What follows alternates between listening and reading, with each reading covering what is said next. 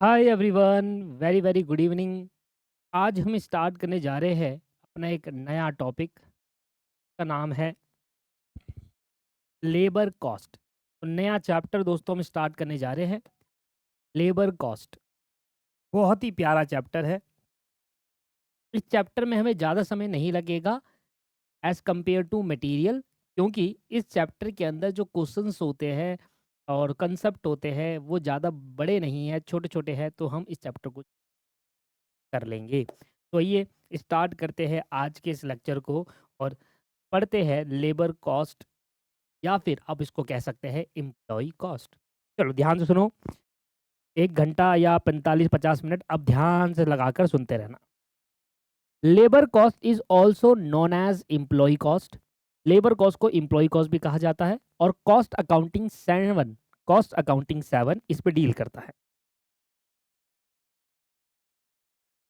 Labour cost is classified as direct labour and indirect labour.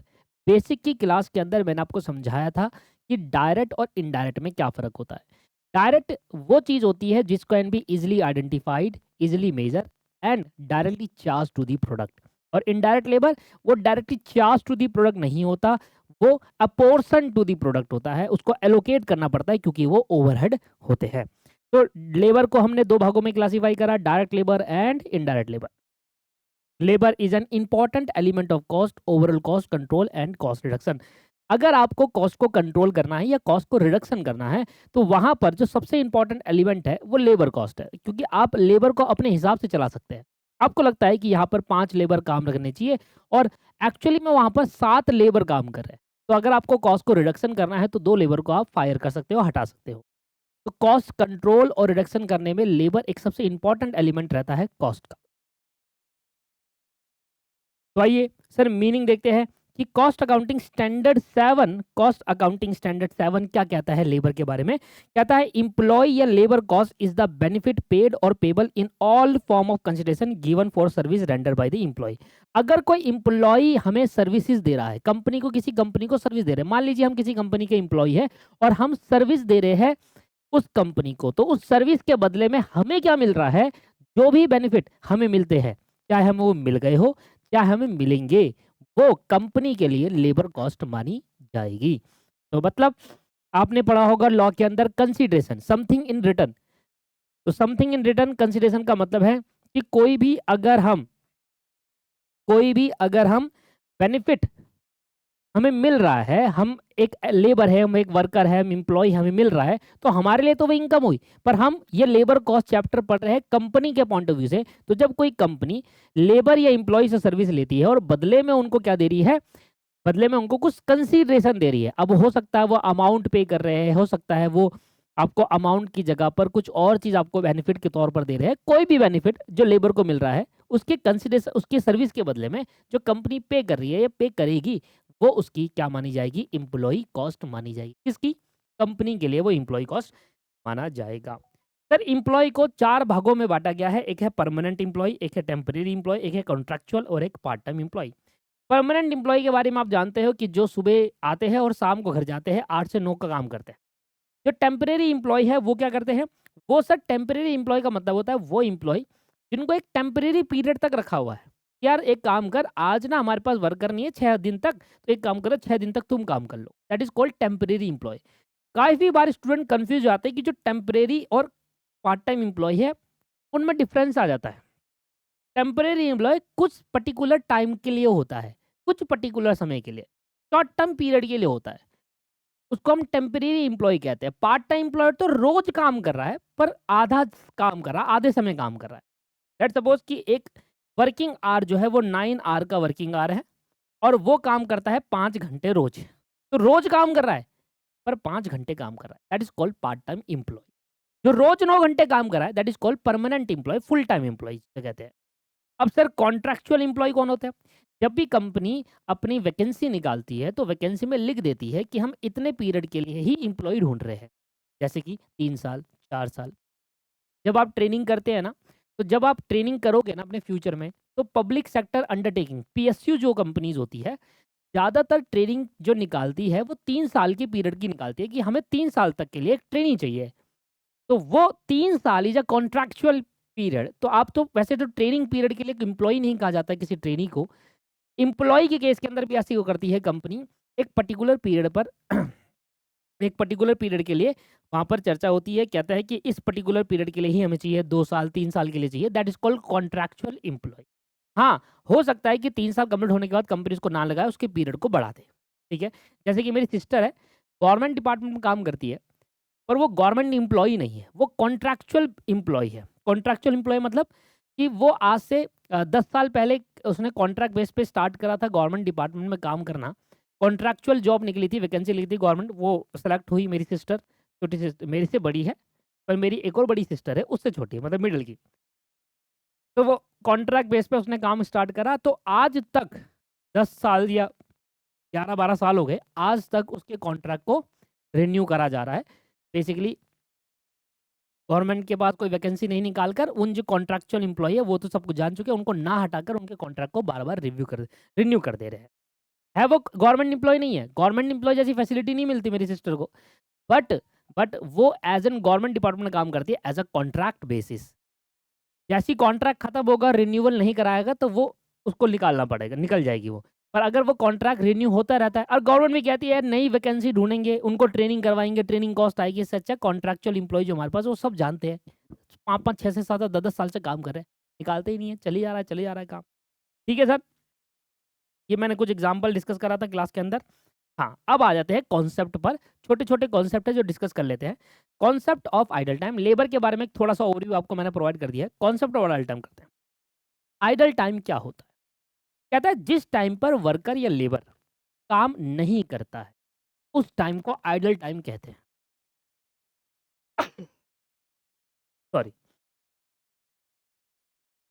जिस time पर worker या labour काम नहीं करता है, मतलब वो ऑफिस तो आया हुआ है, फैक्ट्री में तो आया हुआ है, पर वो काम नहीं कर रहा, खाली बैठा हुआ है उस टाइम पर, दैट्स कॉल्ड आइडल टाइम। इसमें मैंने क्लास के अंदर एग्जांपल लिया था, जब आपको पढ़ा रहा था, तो मैंने कहा था कि मान लो एक वर्कर है जो सुबह 8 बजे आता है और वो 8:30 बजे अपना काम करना स्टार्ट करता है।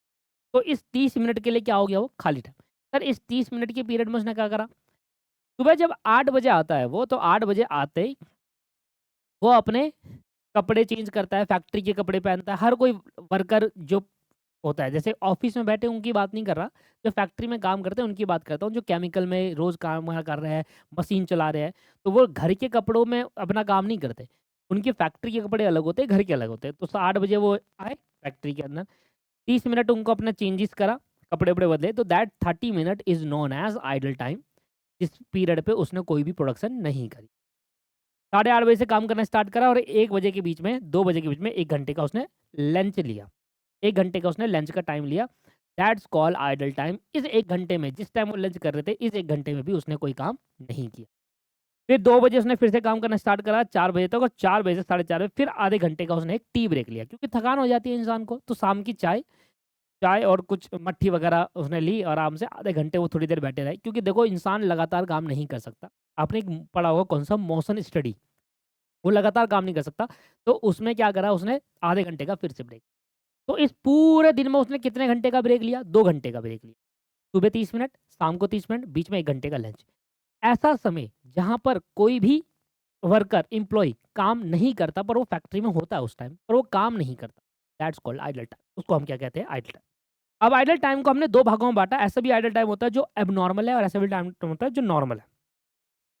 तो आइडल टाइम को 2 भागों में बाँटा गया, एक नॉर्मल आइडल टाइम, एक एबनॉर्मल आइडल टाइम। तो नॉर्मल आइडल टाइम क्या होता है? इट इज़ इनहेरेंट हेरिएंट हेरि इनहेरेंट, मुँह से नहीं निकल रहा था, पेट में था। It is inherent in a nature, in any job situation, and thus it cannot be eliminated और रिड्यूस्ड। भाई आप लंच के टाइम को रिड्यूस नहीं कर सकते। अब ये नहीं कह सकते, अरे अरे हमारा तो नुकसान हो जाएगा भैया, तुम आधे घंटे का लंच करो। नहीं भाई, 1 घंटे का उनको ब्रेक मिलना चाहिए, और हर जगह 1 घंटे का लंच पीरियड होता है, गवर्नमेंट का रूल भी है। फैक्ट्री एक्ट क्या कहता है? फैक्ट्री एक्ट कहता है, आपने फैक्ट्री एक्ट पढ़ा होगा, नहीं पढ़ा तो पढ़ोगे आगे। फैक्ट्री एक्ट 1948 कहता है कि एक एम्प्लॉय को 1 घंटे का कम से कम लंच का ब्रेक देना चाहिए बीच के। तो 1 घंटे का ब्रेक दे, उसमें लंच करे, कुछ करे, पर 1 घंटे का उसको बीच में ब्रेक मिलना चाहिए। लंच ब्रेक, टी ब्रेक कोई भी हो, पर 1 घंटे का उसको ब्रेक मिलना चाहिए। ऐसे ब्रेक्स जो होते हैं, जो कंपल्सरी, आप इनको रोक नहीं सकते, कोई भी ओनर ये नहीं कह सकता तू लंच मत कर, काम कर, चल 8 के 8 बजे से आ और शाम को 6 बजे तक लगातार काम कर, बीच में रुकना भी नहीं, ना तो कपड़े चेंज कर, ना ही चाय पीने के लिए रुक, और ना ही खाना खाने के लिए, लगातार काम कर मशीन की तरह। ऐसा पॉसिबल है क्या? नहीं सर, ऐसा पॉसिबल नहीं है। कुछ ऐसा समय होता है जहां पर आपको उसको रिड्यूस नहीं ना एलिमिनेट करा जा सकता है। वो इनहेरेंट नेचर का है, इनहेरेंट नेचर का है, मतलब उसको रोका नहीं जा सकता, उसको रिड्यूस एलिमिनेट नहीं किया जा सकता। That is called normal idle time. Abnormal idle time क्या होता है? ऐसा समय, it is an defined an idle time that arise account an abnormal causes. Abnormal causes की वजह से, जैसे कि वर्कर तो बैठा है काम करने के लिए, पर मशीन खराब हो गई, मशीन ब्रेकडाउन हो गई। भाई लेबर की हित में बात नहीं हो रही कंपनी के अंदर, तो लेबर ने स्ट्राइक कर दी, कंपनी के गोडाउन में आग लग गई, कंपनी के अंदर पानी भर गया या कुछ हो गया, कुछ भी अननेसेसरी एबनॉर्मल कॉजेज, एबनॉर्मल कारण, जिसकी वजह से लेबर खाली बैठा रहा। क्या इसको हम एलिमिनेट कर सकते हैं? यस, कर सकते हैं। अब रोज रोज तो मशीन ब्रेकडाउन नहीं हो रही, कभी हो जाएगी, ठीक है, आज होगी, आज एबनॉर्मल हो गया, तो आप कल को थोड़ी होगी, आज ठीक करवा लो उसको। रोज रोज तो आग नहीं लग रही, रोज रोज को बाढ़ नहीं आ रही, रोज रोज तो लेबर स्ट्राइक पे नहीं बैठेंगे। तो एबनॉर्मल रीजन की वजह से जब लेबर खाली बैठा होता है, वो एबनॉर्मल आइडल टाइम कहेगा। और जो जिसको एलिमिनेट नहीं किया जा सकता, changing time, tea break, lunch break, इसको एलिमिनेट नहीं किया जा सकता, इसको है नॉर्मल आइडल टाइम। पूरे कॉस्टिंग के अंदर दो बातों का ध्यान समझिएगा। ऐसा खर्चा जो नॉर्मल रीजन की वजह से हो रहा है, उस खर्चे का बर्डन कस्टमर पे शिफ्ट किया जाता है। जो कस्टमर हमसे प्रोडक्ट खरीदना आएगा, हम नॉर्मल कॉस्ट का बर्डन या नॉर्मल लॉस का बर्डन उस पर ट्रांसफर करेंगे। और ऐसा खर्चा जो कस्टमर पे शिफ्ट नहीं किया जाएगा, दैट्स कॉल्ड एबनॉर्मल कॉस्ट या एबनॉर्मल लॉस, वो कस्टमर पे शिफ्ट नहीं करता, वो एबनॉर्मल रीजन की वजह से है, वो हम अपने कॉस्टिंग टेबल में ट्रांसफर करते हैं। तो यही इनका ट्रीटमेंट भी होता है। The cost of idle time, the cost of idle time, the cost of idle time is transferred to the factory overhead and charged to the cost of production। जब आप कॉस्ट शीट बनाते हैं ना, तो cost of production पे इसको charge किया जाता है फैक्ट्री ओवरहेड के टॉप पे। तो ये है नॉर्मल आइडल टाइम। तो फैक्ट्री ओवरहेड में जाएगा और कॉस्ट ऑफ प्रोडक्शन में ऐड होके कस्टमर से प्रोडक्ट की, जब भी कस्टमर प्रोडक्ट खरीदेगा, वहां से हम इसको चार्ज कर लेंगे। The burden on normal item is shift to the customer and the abnormal item का जो कॉस्ट है, वो ट्रांसफर करा जाएगा कंपनी के कॉस्टिंग पीएनएल के डेबिट साइड पर, क्योंकि ये आपका लॉस माना जाएगा, ये कस्टमर से चार्ज आप नहीं कर सकते। That's called abnormal reason. Machine breakdown हो गई, आपको पहले चेक करना चाहिए। लेबर स्ट्राइक पे बैठ गए, आपकी गलती है सर कहीं ना कहीं, तो ये आप नहीं कर सकते। ठीक है जी, इसको कस्टमर से चार्ज नहीं कर सकते। समझ में आ गया जी? यहाँ तो कोई किसी को डाउट है? जल्दी से बताइए। अब आगे आ जाते हैं concept of effective working hour. तो concept of effective working hour क्या है? इफेक्टिव वर्किंग आवर वो आवर होते हैं जिसमें एक्चुअल में प्रोडक्शन हुई हो, इसको हम प्रोडक्शन आवर भी कहते हैं। इफेक्टिव वर्किंग आवर वो आवर होते हैं जिसमें एक्चुअल में प्रोडक्शन हुई हो। अब लेट सपोज कि पूरे दिन में 10 घंटे काम होना था, वर्कर आया, पूरे दिन फैक्ट्री में 10 घंटे रुका, क्या उसने 10 घंटे काम किया होगा? नहीं। इफेक्टिव वर्किंग आवर क्या है? ऐसा वर्किंग आवर जहां पर एक्चुअली में जितने घंटे एक्चुअल में प्रोडक्शन हुआ। मैंने आपको बताया था अभी, नॉर्मल आइडल टाइम भी लेते हैं, अब नॉर्मल इग्नोर कर दो 2 मिनट के लिए। नॉर्मल आइडल टाइम भी लोगे ना, तब भी सर आपके 2 घंटे तो आपके बर्बाद हो रहे हैं। जो टी ब्रेक, लंच ब्रेक और चेंजिंग ब्रेक है, 2 घंटे का आपका समय, क्या उस 2 घंटे में कोई प्रोडक्शन हुई? नहीं हुई। तो मतलब प्रोडक्शन कितने घंटे में हुई? सिर्फ 8 घंटे में प्रोडक्शन हुई। तो ऐसा टाइम जहां पर जितने घंटों में सिर्फ प्रोडक्शन हुई है, that's called effective working our. उसको हम इफेक्टिव वर्किंग आवर क्यों कह रहे हैं?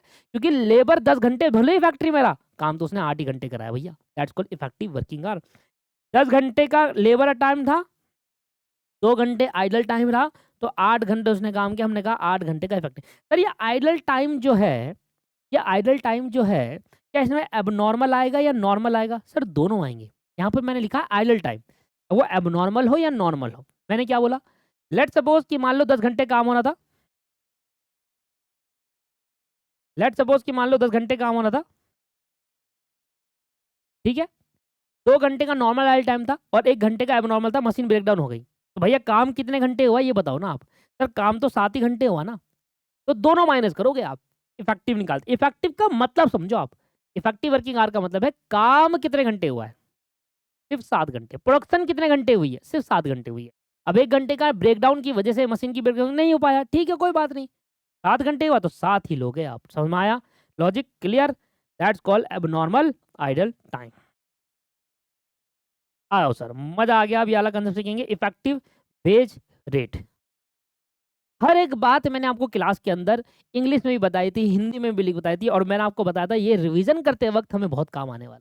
देखो आ रहा है सर, जब मैं ये लाइन पढ़ता हूँ ना, एक ही बारी में आप कनेक्ट करते हो क्लास के साथ कि अरे ये पढ़ाया था क्लास के अंदर। इसलिए मैंने कहा था कि भाई ये जो हमारा हिंदी में लिखवा रहा हूँ ना, तो आज इसको लगेगा आपको कि समय व्यर्थ हो रहा है, इस समय खराब हो रहा है, टाइम वेस्ट हो रहा है, बट जब आप रिवीजन करोगे तो ये चीज़ आपको इतना काम आने वाली है, इसके नोट्स आपको इतने काम आने वाले हैं, बहुत ज़्यादा हेल्प मिलोगे। और देखो मिल रहा है।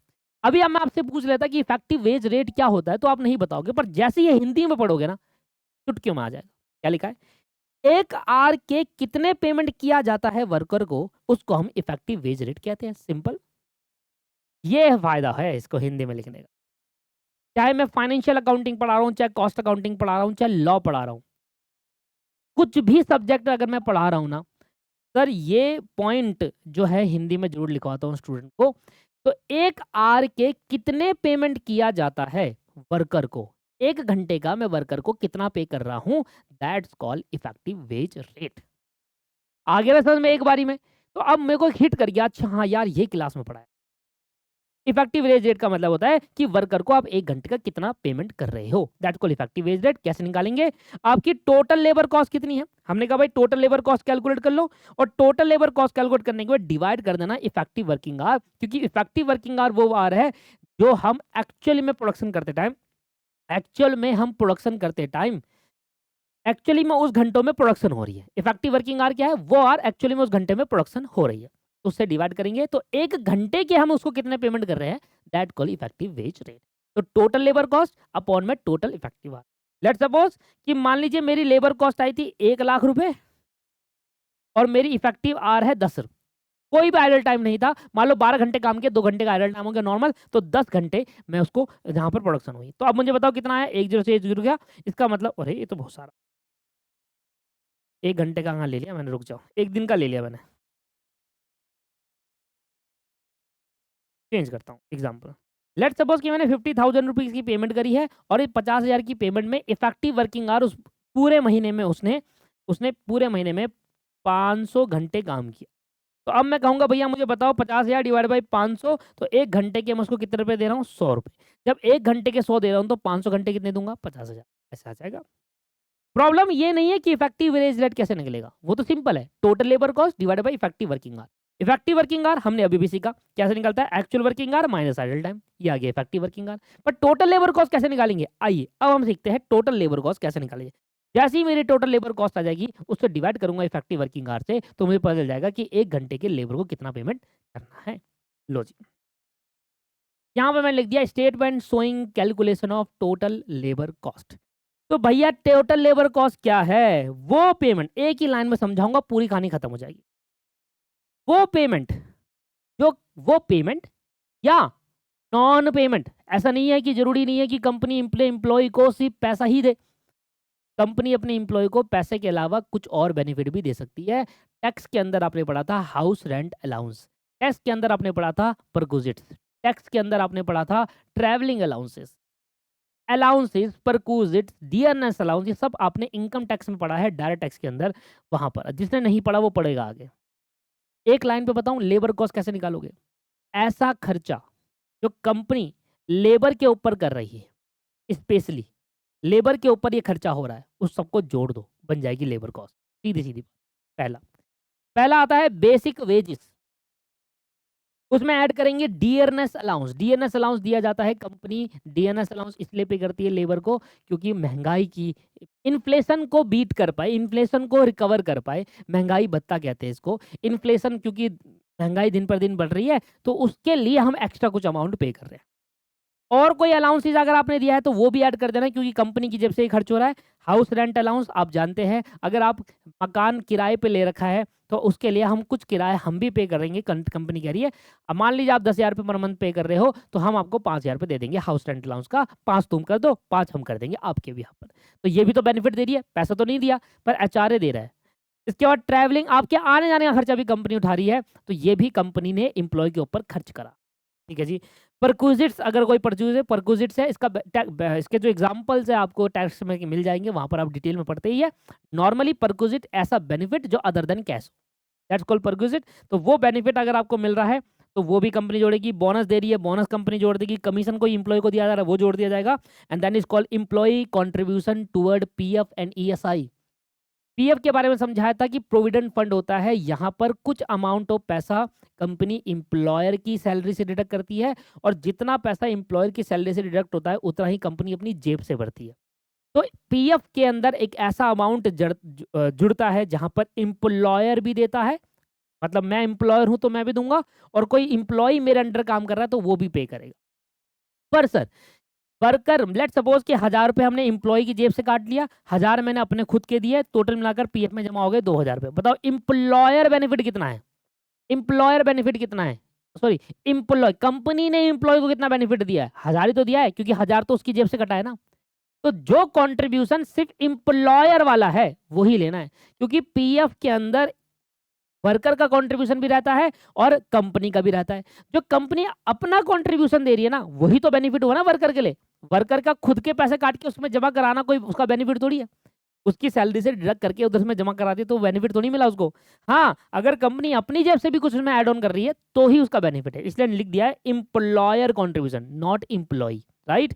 तो अगर कोई एम्प्लॉयर कंट्रीब्यूशन है वो आपको ऐड करना है, चाहे वो पीएफ से रिलेटेड हो, चाहे वो ESI employ state insurance ESI से रिलेटेड हो, चाहे वो ग्रेजुटी से रिलेटेड हो, चाहे पेंशन से रिलेटेड हो। अगर ये सारा खर्चा एम्प्लॉयर दे रहा, who is employer? Company. Company अगर पे करिए एम्प्लॉय की बेनिफिट के लिए, तो सब ऐड कर देना और सारे खर्चे को ऐड करके आ जाएगा टोटल लेबर। समझ में आया नहीं आया? आइए सर इसका एक बेसिक एग्जांपल देख लेते हैं। बेसिक एग्जांपल देखते हैं, क्लास के अंदर डिस्कस करा था। आपको 1,000 रुपये पर मंथ के हिसाब से बेसिक वेजेस मिलती है, 200 रुपये पर मंथ के हिसाब से डीएनएस अलाउंस मिलता है, 20% सैलरी का हम देंगे बोनस। बोनस सैलरी, सैलरी कैसे निकाली जाएगी? जब भी लिख रहा है 20% ऑफ सैलरी, तो सैलरी दो चीज से जुड़कर मिलती है, बेसिक वेजेस प्लस डीए, दोनों जोड़ोगे तो बन जाएगा सैलरी। तो बेसिक प्लस डीए दोनों जोड़ देंगे तो सैलरी बन जाएगा। अदर अलाउंस है 250 per month. Employer contribution to, ये ध्यान देना एम्प्लॉय तो नहीं है, एम्प्लॉय का कंट्रीब्यूशन थोड़ी उसका बेनिफिट हुआ, जो एम्प्लॉयर कंट्रीब्यूशन है वो बेनिफिट होगा। पीएफ का 10% ऑफ द सैलरी, फिर सैलरी आ गया, बेसिक प्लस डीए का निकालेंगे। एक्चुअल वर्किंग आवर है 2400 घंटे, नॉन प्रोडक्टिव आवर मतलब जिस घंटे में काम नहीं हुआ है 400 घंटे, तो एक्चुअली कितना इफेक्टिव वर्किंग आवर है? 2000 घंटे। तो सबसे पहले मैंने निकाला इफेक्टिव वर्किंग आवर, 2400 घंटे टोटल हुआ था, टोटल वर्कर 2400 घंटे थे, जिसमें से 400 घंटे में कोई प्रोडक्शन नहीं हुई, तो इसका मतलब 2000 घंटे का प्रोडक्शन हुआ है। इसके बाद टोटल लेबर कॉस्ट कैसे निकालूंगा? बेसिक वेजेस है 1,000 रुपये पर मंथ, मल्टीप्लाई 12 करा 12,000 रुपये आ गया। 200 पर मंथ मल्टीप्लाई 12 करा 2,400 रुपये आ गया। बोनस होगा सैलरी का 20%, this is called salary. 12,000 plus 2,400 दोनों को जोड़ देंगे, 12,000 प्लस 2,400 दोनों को जोड़ दिया, 20% आपका आ जाएगा 2,880। फिर हमने कहा अदर अलाउंस हम दे रखा है 250 पर मंथ, मल्टीप्लाई बाय 12 करा 3,000 आ गया। और कंट्रीब्यूशन टुवर्ड द पीएफ क्या होगा? वो कह रहा है जी 10% ऑफ द सैलरी है। सैलरी कितना है? 12,000 और 2,400 14,400, और 14,400 का 10% 14,000। ये आ गया total labour cost. Total labour cost को टोटल इफेक्टिव आवर से डिवाइड करा, एक घंटे के मैं लेबर को कितने पे दूंगा, that's called effective wage rate. ये आ गया सर आपके पास इफेक्टिव वेज रेट, कि मैं एक घंटे के वर्कर को कितना पैसा पे कर रहा हूँ। समझ में आया नहीं आया? तो सर यहां तक आपको कोई भी डाउट नहीं है, इस तरीके से हम इफेक्टिव वेज रेट कैलकुलेट करते हैं। आइए सर अब आगे की बात कर लेते हैं। आगे क्या है, ये और कुछ क्वेश्चन है जो मैंने क्लास के अंदर कराए हुए थे, वो आप प्रैक्टिस करेंगे। अब आ जाओ तो मोस्ट इंपॉर्टेंट पार्ट में, जिसका आता है labour turnover ratio. Labour turnover ratio क्या होता है? सोचो, याद करो, सोचो क्या बोला था लेबर टर्नओवर रेशियो के लिए, दिमाग से हट जाता है सर। 100 में से 90% बच्चे ऐसे होंगे जिसके दिमाग से हट गया होगा लेबर टर्नओवर रेशियो क्या था यार। लाइन पढ़ो, ऊपर की लाइन पढ़ेंगे फिर नीचे की लाइन पढ़ेंगे, इससे पता चलेगा कितना बेनिफिशियल होता है हमारे को हिंदी में लिखने से। Labour turnover ratio of an organisation in change in the labour force during a specific. Labour turnover of an organisation is change in the labour force during a specific period. अब हिंदी में पढ़ते हैं। लेबर टर्नओवर रेशियो का मतलब होता है कि कितने लेबर आते हैं और कितने लेबर जाते हैं एक स्पेसिफिक पीरियड में। एक स्पेसिफिक पीरियड में कितने लेबर आए और कितने लेबर गए, मतलब चेंज कि हमारे इन कंपनी के अंदर कितने लेबर आ रहे हैं और कितने जा रहे हैं, इसको हम लेबर टर्नओवर रेशियो कहेंगे। लेबर की वॉल्यूम में जो चेंज आता है उसको लेबर टर्नओवर रेशियो कहते हैं। हिंदी पढ़ते ही समझ में आ जाता है, हिंदी पढ़ते ही। आइए, मान लीजिए किसी कंपनी का लेबर टर्नओवर रेशियो 40% है। अब मान लो 40% आपको दे रखा है, तो इसका मतलब क्या हुआ? इस 40% का मतलब है पूरे साल में 40% लेबर फोर्स में चेंज आया है। 40% लेबर फोर्स में चेंज आया है, इसका मतलब ऐसा देखने को मिला है कि कुछ लेबर हमारे गए और कुछ नए आए। तो जो चेंज है ओवरऑल वो 40% का, मतलब 40% लेबर के अंदर चेंजेस देखने को मिले हैं पूरे साल के अंदर। समझ में आया ना लेबर टर्नओवर रेशियो?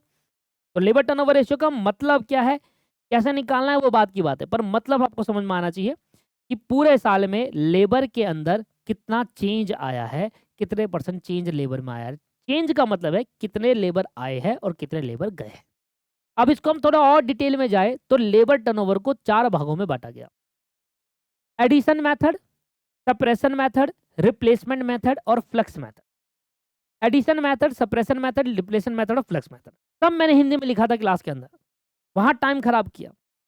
इस मेथड में हम ये देखते हैं, एडिशन मेथड में हम ये देखते हैं कि एक पर्टिकुलर पीरियड में कितने लेबर या इंप्लॉय ऐड होते हैं, कितने लेबर आए, that is called addition method.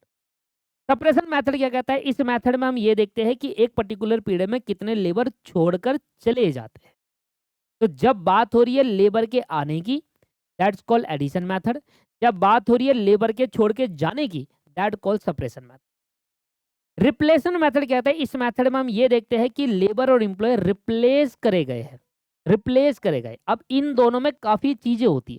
Sir replacement का मतलब भी तो ये होता है ना कि रिप्लेस करने का मतलब क्या है, पुराने लेबर जो हमारे पास थे वो चले गए और उनकी जगह पर दूसरे आए, दैट्स कॉल्ड रिप्लेसमेंट। तो कोई मुझे बता सकता है कि रिप्लेसमेंट और एडिशन में डिफरेंस क्या होता है, जो मैंने क्लास में डिस्कस किया था आपसे? चलिए, तो क्या डिफरेंस होता है इसके बारे में जरा सीखते हैं कि रिप्लेसमेंट एडिशन में डिफरेंस क्या है, ये सारी चीजें करते हैं। ठीक है, आइए सर। अब इनका ये फॉर्मूले है कि किस तरीके से निकाला जाएगा,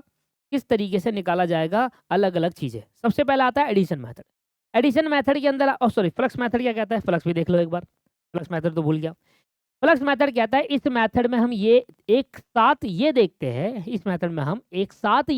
हैं, कि कितने नए ऐड हुए और कितने एम्प्लॉय छोड़ के गए, मतलब दोनों को मिक्स कर दिया, सप्रेशन मेथड को और एडिशन मेथड को मिक्स कर दिया। जहां पर हम ये देख रहे हैं कि कितने आए और कितने गए, एक साथ इसको कंसीडर कर रहे हैं। यहां पर क्या हो रहा है, वहां सिर्फ कितने आए वो देख रहे हैं, यहां पर कितने गए सिर्फ, इन दोनों को मिक्स एक साथ देखना है कि कितने आए कितने गए, जल्दी बताओ। फ्लक्स मेथड मिक्स कर दिया, दोनों को जोड़ दिया। ठीक है सर, आगे बढ़ते हैं। अब ये इसके फॉर्मूले हैं रिप्लेसमेंट मेथड के और टर्नओवर रेशियो के। सर इसमें क्या करेंगे, अभी इसमें देखोगे तो एडिशन मेथड कहता है कि कितने नंबर ऑफ वर्कर ऐड हुए ऊपर, divided by average number of worker multiply by 100, आपका परसेंटेज में निकल जाएगा कितने वर्कर ऐड हुए। Sir average number of worker कैसे निकालोगे, sir opening number of worker और closing number of worker divided by 2, average निकल गया। साल के शुरू में कितने वर्कर थे और साल के एंड में कितने वर्कर थे, दोनों को प्लस करके 2 से डिवाइड कर दिया, क्या निकल गया, एवरेज नंबर ऑफ वर्कर निकल गया। इसके बाद आता है सप्रेशन मेथड। सप्रेशन मेथड में देखो कि कितने वर्कर गए छोड़कर और divide by average number of worker multiply by 100। अब देखो लास्ट में नीचे एवरेज नंबर ऑफ वर्कर ही दे रखा है, समझ में आया? तो एवरेज कैसे निकालेंगे, opening worker plus closing divided by 2, ये दोनों दे रखे होंगे क्वेश्चन में, नहीं तो इन दोनों की हिंट निकाल दे रखी होगी क्वेश्चन में निकालने की। रिप्लेसमेंट मेथड देखो, number of worker replacement divide by average number of worker into 100, ये आ जाएगा रिप्लेसमेंट। सर फ्लक्स मेथड के अंदर बताइए क्या होता है, सर फ्लक्स मेथड के अंदर क्या होता है? फ्लक्स मेथड के अंदर हम देखते हैं कि फ्लक्स मेथड कहता है number of addition, number of subtraction, average number of worker multiply by 100। तो ये कुछ फॉर्मूले हैं, फॉर्मूले से मजा नहीं आएगा जब तक हम इसके भी यहाँ पर क्वेश्चन ना कर लें। आओ सर क्वेश्चन देख लेते हैं, एग्जाम्पल ही देख लेते हैं जो क्लास में मैंने डिस्कस करा था। आओ यहीं पर डिस्कस करेंगे।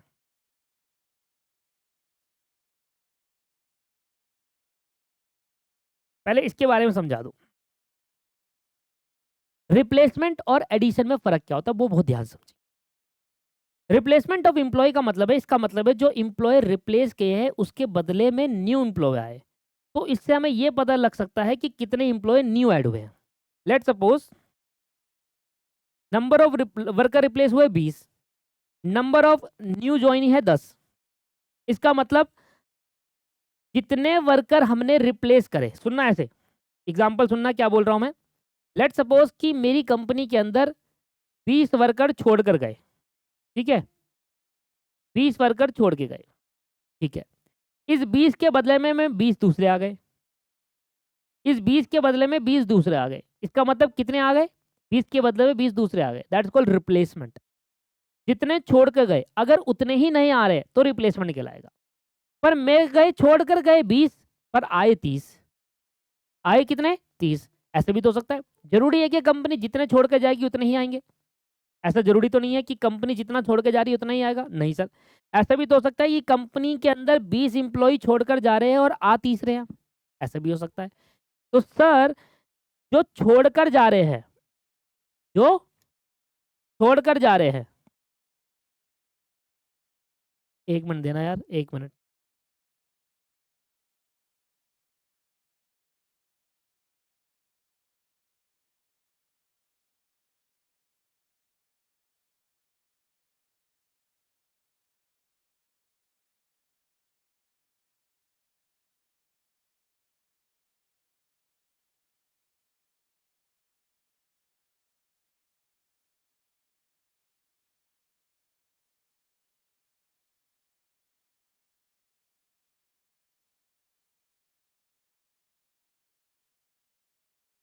एक मिनट दीजिएगा।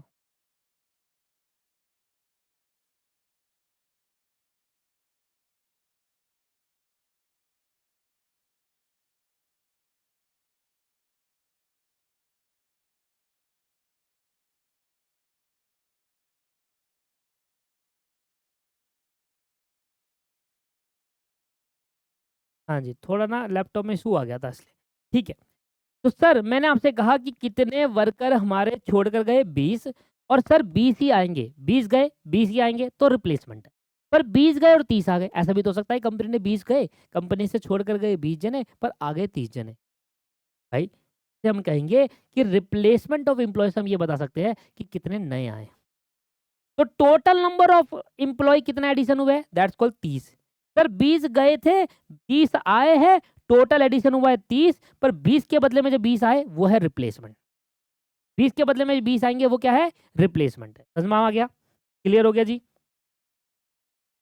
ठीक है सर, तो सबको समझ में आ गया, क्लियर हो गया। तो अब हम बात करते हैं, तो हमने ये तो समझ लिया रिप्लेसमेंट ऑफ एम्प्लॉय और नंबर ऑफ एडिशन क्या है। अच्छा, नंबर ऑफ एडिशन का दूसरा नाम है नंबर ऑफ एसेसिनेशन। कभी भी लिखा है ना नंबर ऑफ एसेसिनेशन, समझ लेना टोटल इंप्लॉय नए आए हैं, इसमें रिप्लेसमेंट भी जुड़ा हुआ है और न्यू ज्वाइनी भी जुड़े है। तो मैं इसको कह सकता हूं कि देखो 20 के बदले में 30 आ गए, तो मैं इस 30 का बाइफरकेशन कर सकता हूं, यस कहूंगा। देखो 30 जो टोटल नए आए उसमें से 20 तो रिप्लेसमेंट के लिए था, जो छोड़ कर गए उनके बदले में आए, और 10 नए ज्वाइन करे हैं। ऐसा कह सकते हैं नहीं कह सकते, बिल्कुल कह सकते हैं, that's called replacement of employ. आइए सर इसके यहाँ पर एक छोटा बेसिक क्वेश्चन कर लेते हैं, फिर लास्ट में एक क्लास और लेंगे, एक दो क्लास लेंगे प्रैक्टिस करने के लिए। ऐसा नहीं होगा कि प्रैक्टिस नहीं करेंगे, पहले बेसिक बेसिक तो समझ ले, कॉन्सेप्ट क्लियरिटी तो कर ले। Number of employ in the beginning, आपको क्वेश्चन के अंदर दे रखा है number of employ in the beginning है 150, number of employ at the end, यही है क्या, हाँ यही है। Number of employ in the beginning है 150, हाँ जी, शुरुआत में कितने हैं 150, number of at the end कितने हैं 2, तो 150 प्लस 200 डिवाइडेड बाई 2 करूंगा तो एवरेज नंबर ऑफ इंप्लॉय आ जाएगा, कितना आएगा सर, 150 प्लस 200 डिवाइडेड बाई 2, 175 आ गया। तो एवरेज नंबर ऑफ वर्कर 175, सबको 175 से डिवाइड करूंगा, ये तो क्लियर हो गया। ठीक है sir. Number of employ resign, कितने जनों ने छोड़ के गए सर, 20 जने छोड़ के गए। नंबर ऑफ एम्प्लॉय डिस्चार्ज, अब सर रिजाइन, रिजाइन का मतलब खुद ने छोड़ा, डिस्चार्ज का मतलब हमने निकाल दिया। टोटल निकले कितने? 25।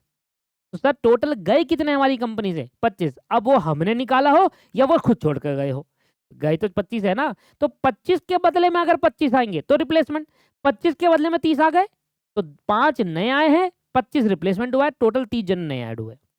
ठीक है सर, तो मतलब 25 हमारे छोड़ कर चले गए। तो नंबर ऑफ सप्रेशन कैसे निकालेंगे? सप्रेशन मेथड से कैसे निकलेगा?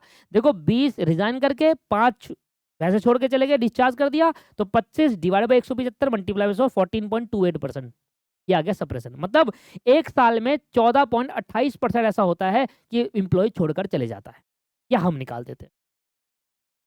रिप्लेसमेंट मेथड क्या कहता है? रिप्लेसमेंट कहता है जो छोड़कर गए उनके बदले में कितने आए।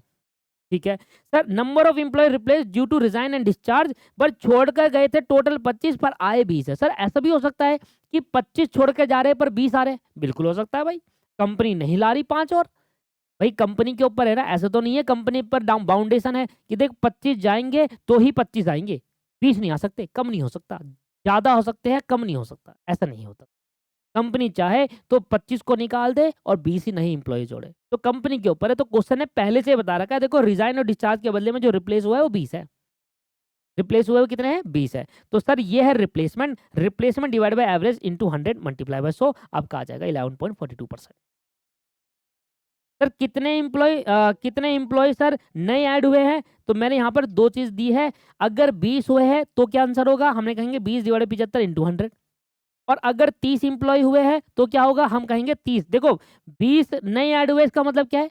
जो ये है वही है ना। रिप्लेस का मतलब भी तो यही हुआ कि छोड़कर जो गए उनके बदले में नए आए, और अगर ये दोनों सेम है तो आंसर सेम ही आएगा। हम ये कहेंगे कि भाई 20 जो छोड़कर गए थे उनके बदले में जो रिप्लेसमेंट हुआ है 20 जने आए हैं, वही नहीं है, उसके ज्यादा और कोई नहीं आए। तो ये कह सकता हूँ कि 20 ही आए बस नए, रिप्लेसमेंट की जगह पर ही आया और कुछ एक्स्ट्रा नहीं आए।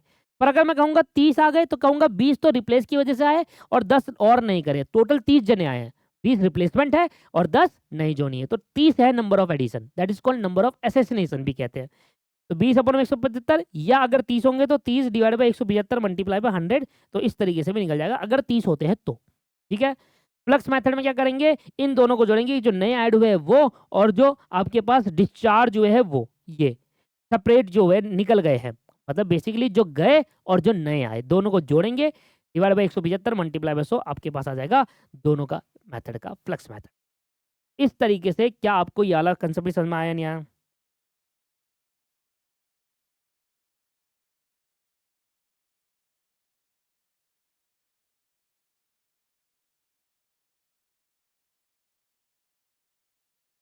मैंने कहा था ना छोटे छोटे कॉन्सेप्ट है, पर हाँ इंपॉर्टेंट है।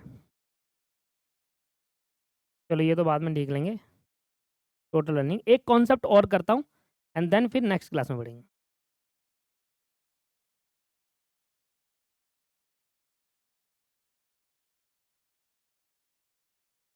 अब हम देख रहे हैं कॉन्सेप्ट ऑफ इफिशियंसी, बहुत प्यारा कॉन्सेप्ट है, एक अलग से कॉन्सेप्ट नहीं आता, किसी के साथ जुड़कर आता है, क्वेश्चन के अंदर जुड़कर आएगा, ये कॉन्सेप्ट अलग से नहीं पूछेगा। इफिशियंसी कैसे निकाला जाएगा? On the basis of time, on the basis of output. Efficiency कैसे निकाली जाएगी? On the basis of time, on the, पहले मैं टाइम के बेसिस पर देखते हैं कि इफिशियंसी कैसे कैलकुलेट की जाती है। सबसे पहले बात करो स्टैंडर्ड आर की, और फिर बात करेंगे एक्चुअल आर की। एक्चुअल आर का मतलब है वो आर जिसमें एक्चुअली वर्कर ने काम किया है। तो एक्चुअल आर तो कोई नया चीज नहीं है, एक्चुअल आर का मतलब है उतने घंटे एक्चुअली वर्कर ने काम किया है, that's called actual R. Standard R का मतलब क्या है? स्टैंडर्ड आर का मतलब है वो काम इतने घंटे में हो सकता था, वो काम इतने घंटे में हो सकता था। एस्टिमेटेड आर, प्रिडिक्शन आर कह सकते हैं आप इसको, कि हमने अनुमान लगाया है, फोरकास्ट किया है कि जो हमने आपको काम दिया ना वो इतने में हो जाता। भैया एक बात बताओ, 80 घंटे है, किसी भी काम को स्टार्ट करने से पहले जब हम आर को एस्टिमेट करते हैं उसको स्टैंडर्ड आर या स्टैंडर्ड टाइम कहते हैं।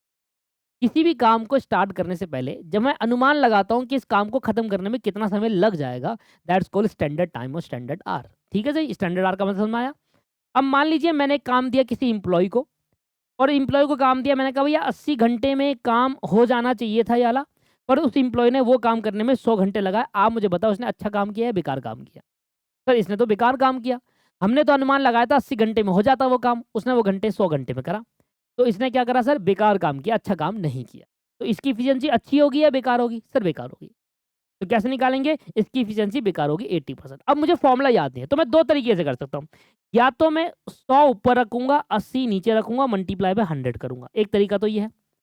या तो आप स्टैंडर्ड को ऊपर, एक्चुअल को नीचे, मल्टीप्लाई बाय 100 करो, या आप एक्चुअल को ऊपर, स्टैंडर्ड को ऊपर, एक्चुअल को नीचे, मल्टीप्लाई बाय 100 करो। जहाँ पर एफिशिएंसी कम होगी वो आपके लिए फॉर्मूला बन जाएगा। मैंने यहाँ देखा तो मैंने कहा भाई 100 डिवाइड बाय 80 मल्टीप्लाई बाय 100 करूँगा तो ये तो आ रहा है 125%। 125% एफिशिएंसी, 100 से ज़्यादा एफिशिएंसी है इसकी। कैसे भाई? 80 घंटे काम अगर 100 घंटे में कर रहा है तो एफिशिएंसी कम होनी चाहिए ना। तो ये आपके पास आ गया 80%। तो सही क्या है? सही ये है। एफिशिएंसी सर कम होनी चाहिए, लॉजिक भी तो समझो। भाई जो काम 80 घंटे में होना चाहिए था वो काम इसने 100 घंटे में करा। तो क्या इसका काम अच्छा करा, बेकार करा? बेकार करा। तो एफिशिएंसी 100 से कम होगी अगर बेकार करा तो। अगर अच्छा करा है तो एफिशिएंसी 100 से ज़्यादा होनी चाहिए। तो एफिशिएंसी अगर निकालेंगे टाइम के बेसिस पर तो फॉर्मूला क्या होगा? ये 80 क्या था? Standard R. ये 100 क्या था? Actual R multiply by 100। ये आ गया efficiency on the basis of time. मुझे बताओ, अगर ये क्वेश्चन आपके सामने नीचे दे रखा है कि मान लो आपके पास 150 घंटे में काम होना चाहिए था और आपने 120 घंटे में काम करा, मुझे बताओ आपकी एफिशिएंसी अच्छी है बेकार है? जो काम 150 घंटे में होना चाहिए था स्टैंडर्ड, वो आपने 120 घंटे में कर दिया, आपकी एफिशिएंसी अच्छी है। तो आपका आंसर क्या आना चाहिए? 100 से ऊपर आना चाहिए। कैसे निकालोगे? स्टैंडर्ड ऊपर 150 डिवाइड बाय 120 मल्टीप्लाई बाय 100, 125 आ गया। या एक बार एक्चुअल, अगर पेपर में फॉर्मूला भूल जाओ, ये याद ना रहे कि स्टैंडर्ड ऊपर आता था या एक्चुअल ऊपर आता था, स्टैंडर्ड ऊपर आता था या एक्चुअल ऊपर आता था, अगर भूल जाओ तो क्या करोगे? दोनों से करके देख लोगे और लॉजिक लगाओगे। अब मैंने इससे कंपेयर करा तो मुझे पता है भाई एफिशिएंसी अच्छी है तो 100 से ऊपर होनी चाहिए। अब दोनों रख कर देख लो ऊपर, एक बार 150 ऊपर 120 नीचे, एक बार 120 ऊपर 150 नीचे, जहां पर 100 से ज्यादा होगा वो आपका राइट आंसर होगा। तो कब है? 150 divide by 120 multiply by 100, 125% efficiency के साथ काम कर। तो ये आपके पास कॉन्सेप्ट क्लियरिटी हुआ कि अगर मैं टाइम के बेसिस पर एफिशिएंसी निकालूंगा तो स्टैंडर्ड आर ऊपर, एक्चुअल आर नीचे, मल्टीप्लाई बाय 100। फॉर्मूला रट्टा नहीं है। कभी भी अगर फॉर्मूले में भूल जाओ कि स्टैंडर्ड ऊपर एक्चुअल नीचे आता था तो आप इसको करके देखो, लॉजिक लगाओ। जो काम 80 में होना चाहिए था वो 100 में हो रहा है तो एफिशिएंसी बेकार है, 100 से कम होनी चाहिए। जो काम 150 घंटे में होना चाहिए वो काम 120 घंटे में करके दिखा दिया उसने, मतलब कम में समय में करके दिखा दिया, एफिशिएंसी अच्छी है, 100 से ऊपर होना चाहिए। हो गया लॉजिक क्लियर? अब ये था टाइम के बेसिस पर। अब आ जाओ आउटपुट के बेसिस पर, on the basis of output. Output पे भी थोड़ा लॉजिक लगाना है। स्टैंडर्ड आउटपुट का मतलब है कि उस पर्टिकुलर समय में जो आपको समय दिया उसमें 100 यूनिट बन जानी चाहिए थी। लेट सपोज कि मैंने आपको एक टाइम दिया कि एक दिन आपको मैंने दिया, एक दिन में 100 यूनिट बनाकर दिखाओ। मेरे हिसाब से एक दिन में 100 यूनिट बन जाती पर आपने 90 बनाई। बताओ अच्छी एफिशिएंसी है बेकार है? बेकार है। भाई 100 बन सकती थी यूनिट, आपने 90 बनाई, मतलब एफिशिएंसी 100 से नीचे होनी चाहिए। अब एफिशिएंसी 100 से नीचे कैसे होगी? मुझे पता नहीं यार, स्टैंडर्ड ऊपर होता था एक्चुअल ऊपर होता, मैं भूल गया। ठीक है, तो मैं क्या करूंगा, एक बार एक्चुअल ऊपर स्टैंडर्ड नीचे, एक बार स्टैंडर्ड ऊपर एक्चुअल नीचे। तो मैंने चेक करा, मैंने कहा कि भाई देखो 100 डिवाइड बाय 90, 100 को ऊपर रखा, 100 यूनिट बननी चाहिए थी, आपने 90 बनाए, 9 करने इंटू 111 आ रहा है, जबकि कम आना चाहिए 100 से क्योंकि एफिशिएंसी कम है। तो मैंने 90 ऊपर रखा, 100 नीचे, मल्टीप्लाई में 100 करा, 90%। मतलब जब आप आउटपुट के बेसिस पर निकालोगे तो आपका एक्चुअल ऊपर स्टैंडर्ड नीचे आना चाहिए, और आर के बेसिस पर जब निकालोगे तो स्टैंडर्ड आर ऊपर आना चाहिए, एक्चुअल नीचे आना चाहिए। तो दोनों में फर्क है। आउटपुट के बेसिस में एक्चुअल ऊपर आता है, स्टैंडर्ड के बेसिस में सॉरी आर के बेसिस पर स्टैंडर्ड ऊपर आता है। तो दोनों में फर्क है, इसलिए मैं कह रहा था कंफ्यूज हो सकते हो, पर यहाँ पर कोई कंफ्यूजन नहीं होनी। क्या देखना है? लॉजिक लगाना है। ये चेक करना है कि इफिशियंसी 100 से ज़्यादा होनी चाहिए या कम होना चाहिए। अच्छी है तो ज़्यादा होनी चाहिए, कम है 100 से कम होनी चाहिए। 100 यूनिट बन सकती थी एक दिन में, आपने 90 ही बनाई, इसका मतलब आपने कम बनाई तो इफिशियंसी कम होगी। That is called 90%। 100 यूनिट बन सकती थी एक दिन में, आपने 120 बनाकर दिखा दी, भैया ये तो और अच्छी बात है। बेकार है? अच्छी बात है? अच्छी बात है सर। 100 से ज़्यादा होनी चाहिए एफिशिएंसी, करके देख लो। एक बार 100 120 नीचे, एक बार 120 से 100 नीचे। लॉजिक समझा दिया, फॉर्मूला ही बता दी कैसे ड्राइव करते हैं। तो 120 divide by 100 into 100 that is called 120%। तो ये था दोस्तों आउटपुट और के बेसिस पर एफिशिएंसी निकालना, और था एक आर के बेसिस पर एफिशिएंसी। दोनों पूछा जा सकता है पर क्वेश्चन के बीच में पूछेगा। ऐसे नहीं कि अलग से पूछे, पर क्वेश्चन के बीच में पूछेगा। हाँ, क्या पता एमसीक्यू में भी आ जाए। तो ये आपके पास पॉइंट क्लियर होना चाहिए। जहाँ पर आज की क्लास में हम इतना ही करेंगे, आज की क्लास में इतना ही हम सीखेंगे। अब नेक्स्ट क्लास के अंदर एक बार मैं पहले आपको कॉन्सेप्ट करा दूं, फिर आपको कुछ क्वेश्चंस की प्रैक्टिस भी कराऊंगा। ऐसा नहीं है कि प्रैक्टिस नहीं होगी, पर कॉन्सेप्ट खत्म होने के बाद हम इसकी प्रैक्टिस कर लेंगे। ठीक है सर? चलिए नेक्स्ट क्लास में मिलते हैं। नेक्स्ट क्लास में नई कॉन्सेप्ट कर लेंगे, या एक काम करेंगे, अभी तो जितना मैंने कराया इसके अलग से कोई क्वेश्चन नहीं बनते, बट हाँ नेक्स्ट क्लास में लेबर टर्नओवर के क्वेश्चन बन सकते हैं, या इफिशिएंसी से रिलेटेड कोई क्वेश्चन होगा, या आइडल टाइम से रिलेटेड। तो ये सारे क्वेश्चन जो मैंने आज की क्लास में कराया है इफेक्टिव वेज रेट से, अगर उसके भी आप पर नेक्स्ट क्लास में कुछ क्वेश्चन मुझे मिलते हैं तो मैं वो ट्राई कराऊंगे। ठीक है सर, यहाँ तक क्लियर हो गया। आज की क्लास को यहीं पर समाप्त रखते हैं। कॉन्सेप्ट क्लास थी, नेक्स्ट क्लास क्वेश्चंस की क्लास रखेंगे या फिर कॉन्सेप्ट क्वेश्चन दोनों रख लेंगे। मिलते हैं नेक्स्ट क्लास में। आज की क्लास को यहीं पर समाप्त करते हैं। Have a nice day, bye bye, take care.